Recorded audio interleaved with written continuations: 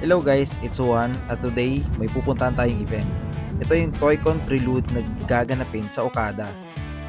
So, una pa lang dito, ang dami ng Pokemon cards. At itong isang to, sobrang mahal. 20,000 ba naman? Meron din dito mga mini GT at mura na rin nila binibenta. At sa mga oras na yan guys, nakascore na tayo ng Optimus Prime at isang Barbing Premium line ni Hot Wheels. Meron din sila dito mga G-Beats para sa mga mahiling mag-crocs. At dito, meron din mga Smiskis. Kung di ako magkakamali, may 4 na series dyan sa store na yan. At sobrang mura, 200 pesos na lang ang isa.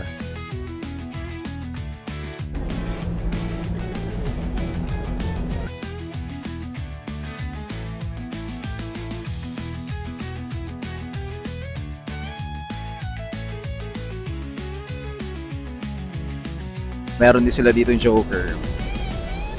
Ganda. Yan. Ito, ang ganda na ito. Hello. Ayan. Crystal Pets. Yan.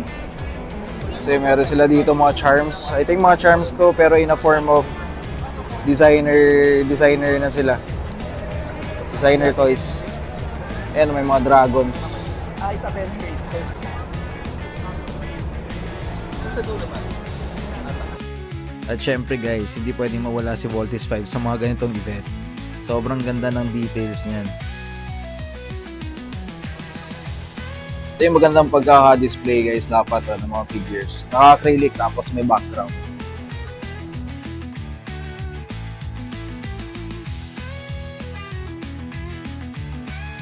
Ito pa praise. Babe exclusive. Lineup. Mura na nga ito. Ito 900 na lang. Supra. GR. Meron din sila dito mga malalaking scale. I think nasa 132 ata yung scale nito. Ang gaganda rin. Si Blade. Ano? Pag sa personal yan, mas kuwang-kuwa. Pag nakita nyo. Video kasi medyo maliwanag eh. Sa loob. Ayan oh, cute. Teka. Dito guys, nagbebenta sila ng framed na mga Lego minifigures. So naka-dynamic pose sila tapos may background na rin. Kasama na rin yan sa babayaran. Sobrang ganda. Solid niyan. So nagre-range sila from 1,000 to 1,500 pesos ang isa. Dito naman sa Big Boy Toy Store, nag-offer sila ng buy 2 take 1 sa mga figures nila or sa mga Funko Pop nila.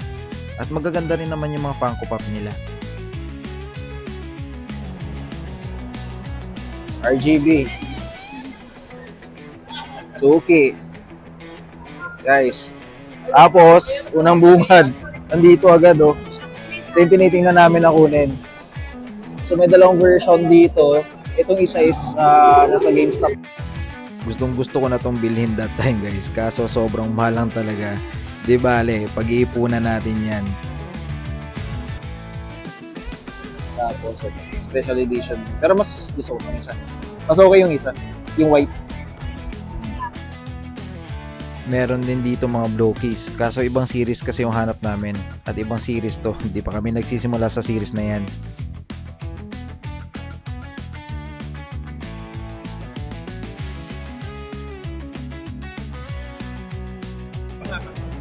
One for Big Boy Cheng. Ito yung first version niya. Tapos ito yung V2 or version 2. Naka blue. Sir, bali sa blue may chase din. Same lang din yung design ng chase. Nice. Sa section naman na to guys, ito naman yung mga designer toys.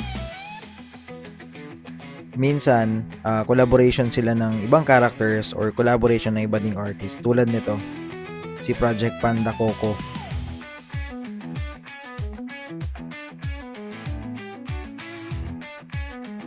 Yung ibang artist dito medyo matagal na sa industry.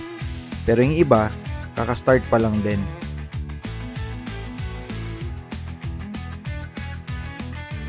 Tulad nito ni Raita.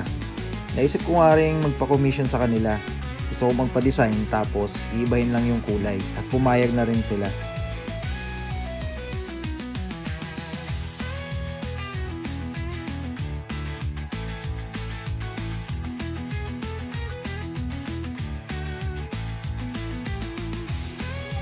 Dito naman in-incorporate nila yung art toy nila sa Pokemon. Sobrang ganda. Looking forward tayo guys sa mga susunod pang event ni Toycon ngayong taon. Till next time guys, God bless.